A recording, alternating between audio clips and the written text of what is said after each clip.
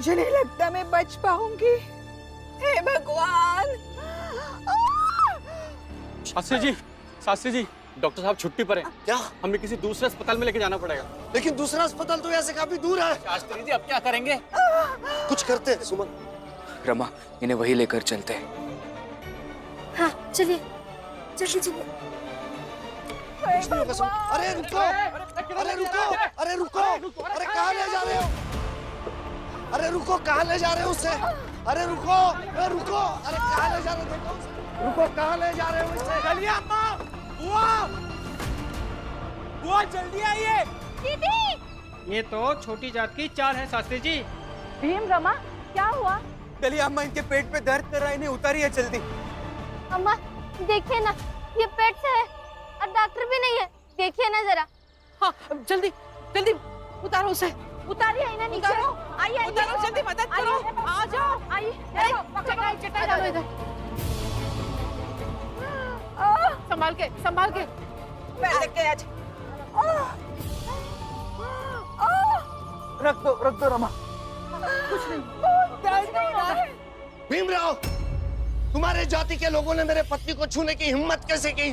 निकालो उसे बाहर। गुरुजी आप शांत रहिए। देखिए, सालों से हमारी जात की औरतें यही काम करती है। कुछ नहीं होगा इन्हें, आप बस शांत रहिए। तुम्हारी जात के मोहल्ले में बच्चे पैदा नहीं होते हैं ना शास्त्री जी? मैं भी तांगा लेके आता हूँ, तैयार रहिए। अगर इनके यहाँ बच्चा पैदा हो गया तो वो भाग्य से शुभ अशुभ हो सकता है, सोच लीजिएगा। मैं अभी लेके आता हूँ तांगा। जल्दी हो जाएगा, आराम से लेकर, आराम से। अरे साड़ी लेके आओ, जल्दी साड़ी लाओ।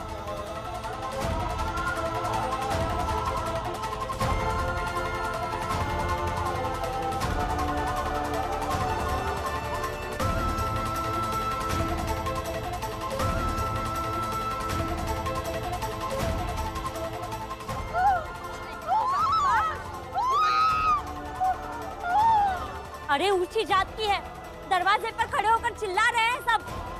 कुछ हो गया तो जवाब कौन देगा? जीजा भाई, तुम्हें मदद नहीं करनी है तो अंदर जाओ। आई, एक औरत माँ बनने वाली है, हमें उनकी मदद करनी चाहिए ना। नहीं, वो देखो। अरे कुछ मत करना, हाथ मत लगाना इन्हें। अभी तांगा आ रहा है, हम इन्हें लेके जाएंगे। अरे अब भरोसा रखिए, उन्हें कुछ नहीं होगा। बुआ डलिया मुँह सब अच्छे से आता है। कैसी मुश्किल हालत में क्या करना है? एक बार तुम्हारी जात की औरत शास्त्री जी घर आई थी, लेकिन बच्चा पेट में ही मर गया। अरे शुभ शुभ बोलिए ना। गरम पानी लाओ रमा। हाँ लाई।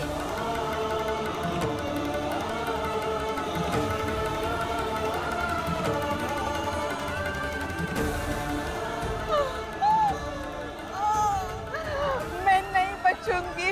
कुछ नहीं होगा। अच्छा खासा डॉक्टर के पास जा रहे थे, ये क्या फंस गए शास्त्री जी? सुन लो भीमराव, अगर मेरी पत्नी और बच्चे को कुछ हुआ तो छोड़ेंगे नहीं तुम्हें। नहीं गुरुजी, कुछ नहीं होगा इन्हें। अब शांत रहिए। अरे ये भीमराव जब भी आता है नई मुसीबत ही लेके आता है ये।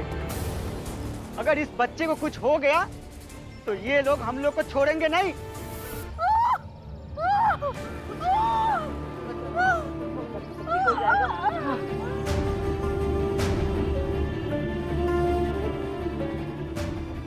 हिम्मत रखो, हो जाएगा।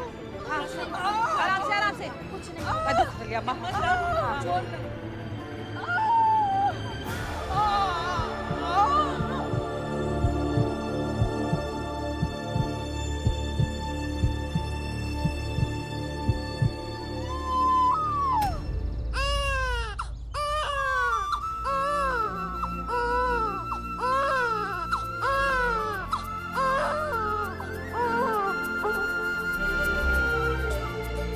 बेटा हुआ है।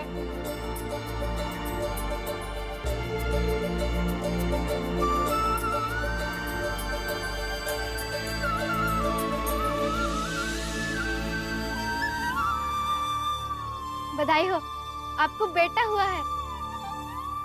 शास्त्री जी, ऐसे अस्पृश्य लोगों के चोल में जाओगे? अरे बाद में मिल लेना। गुरुजी जाइए ना, देखिए आपको बेटा हुआ है। आपका बेटा है गुरुजी, मिलिए। और चिंता मत कीजिए गुरुजी, अगर हमारे चाल में आने से आप अशुद्ध होंगे तो शुद्धिकरण भी तो कर सकते हैं ना। जाइए गुरुजी।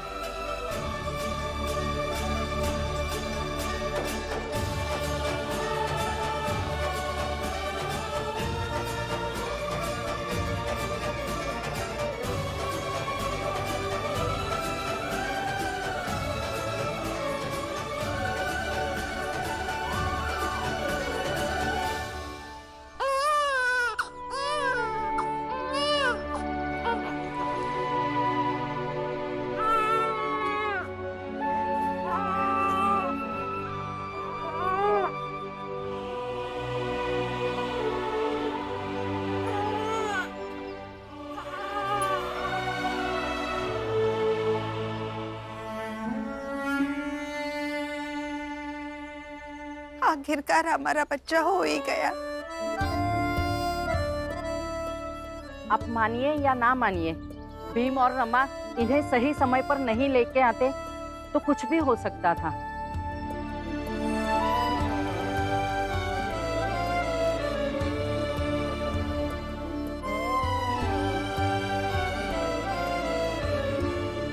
ये लो हमारे तरफ से इनाम, ले लीजिए। ले लो। ये दे रही है तो रख लो ना अम्मा, सगुन होता है, ले लो ले लो।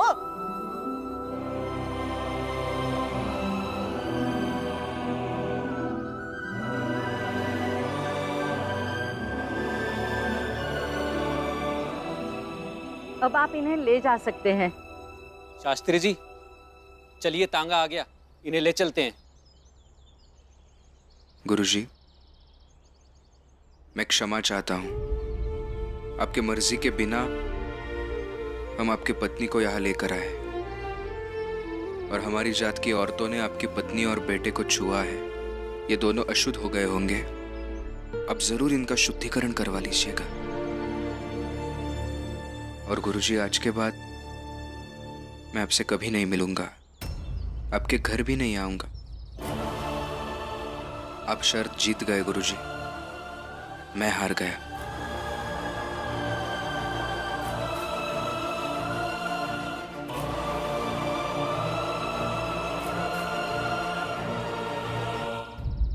शर्त तो मैं जीत गया।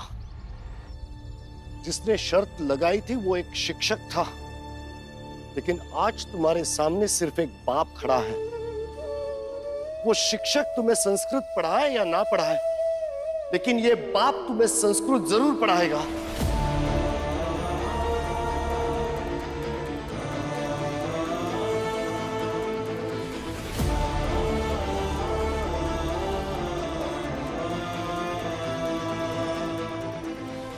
शास्त्री जी, आप पढ़ाएंगे इस अस्पृश्य को, वो भी संस्कृत भाषा?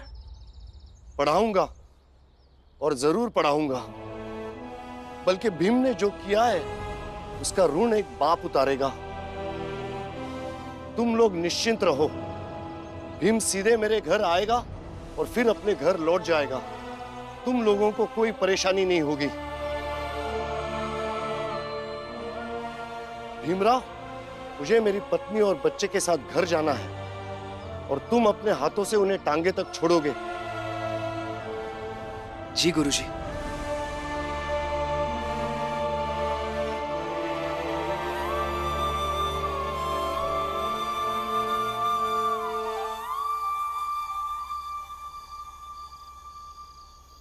आपको क्या लगता है, आज अगर भीम नहीं होता तो हमारा बच्चा फिर से? अब इस पर बात करके क्या मिलेगा? कैसे कहूं कि आज अगर भीम नहीं होता तो क्या होता? लेकिन भीम के होने से सब कुछ अच्छा हुआ, इतना तो मैं कह ही सकता हूं। भीम के जात के लोगों के साथ दुनिया ने हमेशा ऐसा ही किया है, तो फिर मैंने किया तो क्या गलत किया? गलत किया आपने।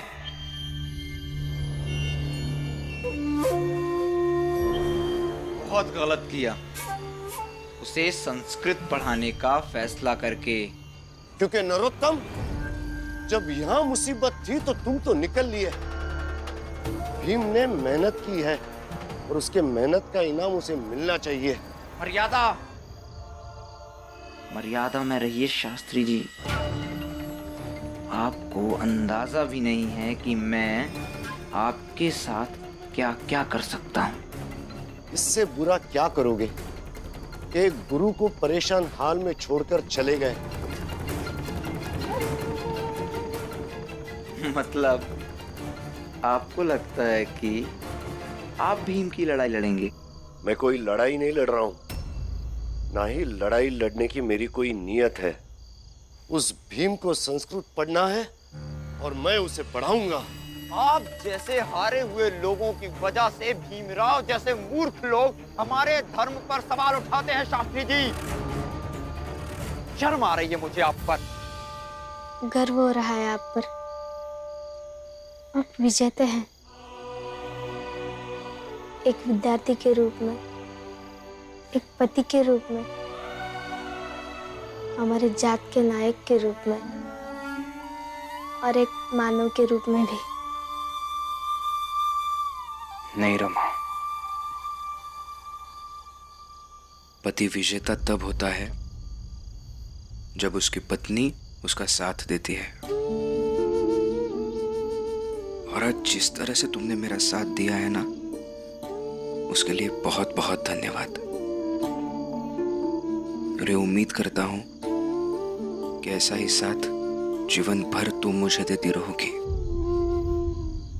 लेकिन इसके बदले में मुझे क्या मिलेगा? बताओ, क्या चाहिए तुम्हें? मुझे कुछ नहीं चाहिए। सिर्फ एक वचन दीजिए कि आप मुझे जीवन भर प्यार करेंगे।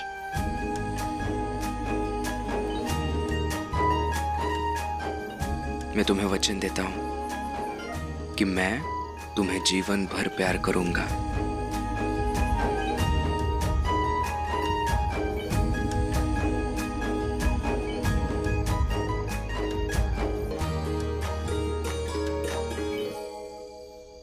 ऐसे नहीं मानूंगी। तो? जब आप संस्कृत पढ़ेंगे और बोलने लगेंगे तब यही बात संस्कृत में कहेंगे, तब मानूंगी, अभी नहीं।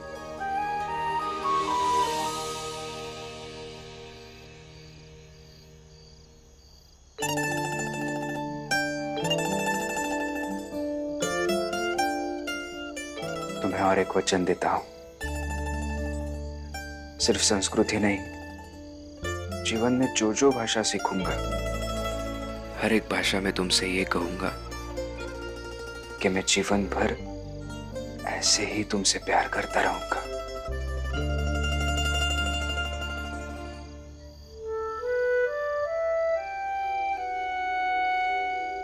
ठीक है, लेकिन अब भी तो हाथ छोड़ो।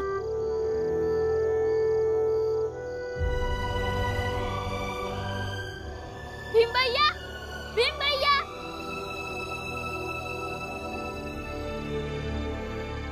क्या हुआ दीपक? भीम भैया को आने दो, फिर बताता हूँ। दीपक, क्या हुआ? ये माला आपको पहनानी है। माला?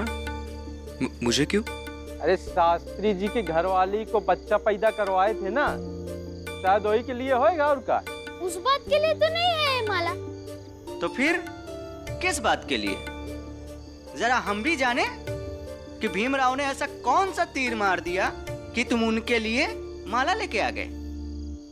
भीम भैया, शास्त्री जी के जाने के बाद में आपसे ही उत्साह पाके मैं मेरे संस्कृत वाले गुरुजी के पास गया।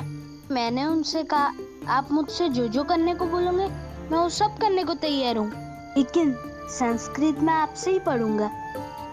तो क्या कहा उन्होंने? उन्होंने मुझे भगा दिया। लेकिन कल मैं फिर जाऊंगा और जैसे भीम भैया ने आखिरकार शास्त्री जी को संस्कृत पढ़ाने के लिए मजबूर किया, वैसा ही मैं भी करूंगा। इसलिए आते वक्त मैं ये फूल की माला ली है कि ये माला मैं भीम भैया को पहना के उनको अपने भैया से गुरु बना सकूं। नहीं नहीं, मैं खुद एक विद्यार्थी हूँ, मुझे गुरु क्यों बना रहे हो? मेरा मन। अरे नहीं नहीं नहीं नहीं बेटा,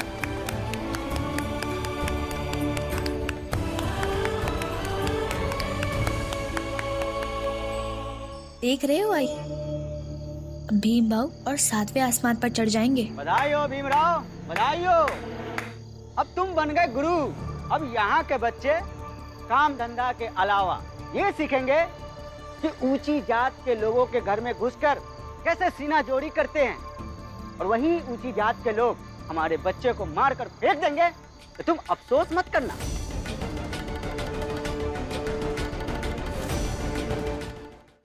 जिग्नेश काका, मैं भी तो आपको अपना गुरु बनाना चाहती थी, लेकिन आपने काम ही नहीं सिखाया।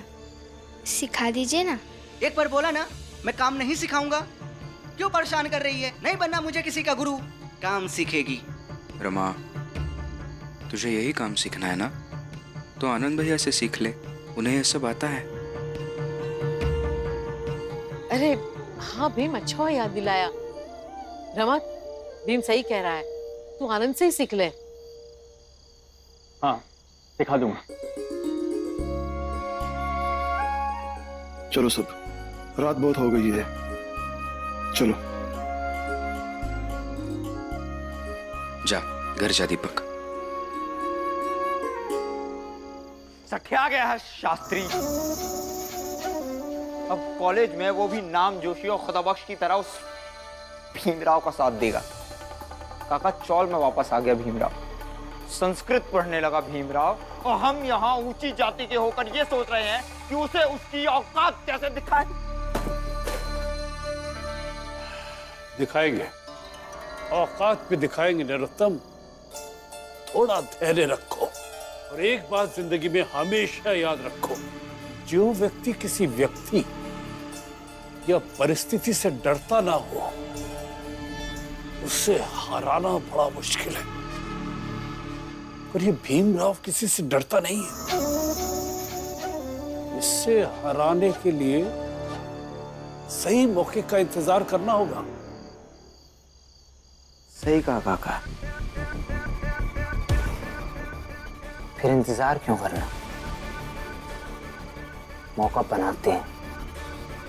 अगर साजिश करके ही उस भीमराव का शिकार करना है तो वही सही। कल से कॉलेज में वही होगा।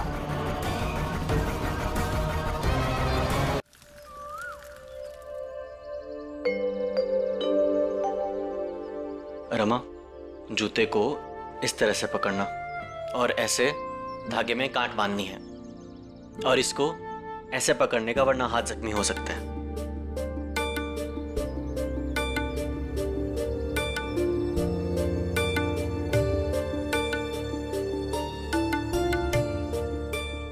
आनंद भैया, रमा, मैं कॉलेज जा रहा हूँ। जाइए। अरे लेकिन सुनिए, शाम को थोड़ा जल्दी आइए, क्योंकि आनंद भैया ने कहा है कि वो मुझे शाम तक जूता चप्पल सिलाना सिखा देंगे। फिर मैं शाम को अपने नए दुकान का उद्घाटन करूंगी। और जब तक मैं भी सही नहीं हो जाता, तब तक यहाँ रमा का हाथ बटा दिया करूंगा।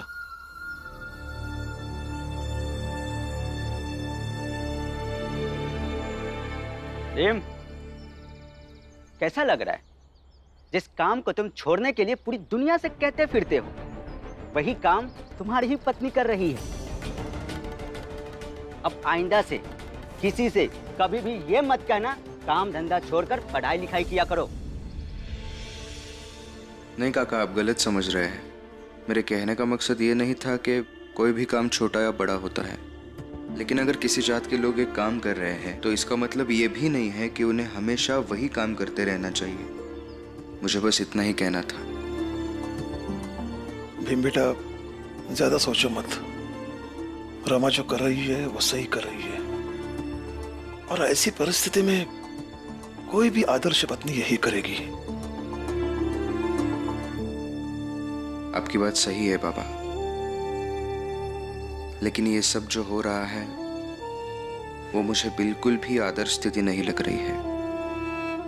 लेकिन बेटा, वर्तमान की आदर्श स्थिति यही है, लेकिन तुम सिर्फ अपने भविष्य के बारे में सोचो, बस। चलो राम जी कारखाने। चलो बेटा।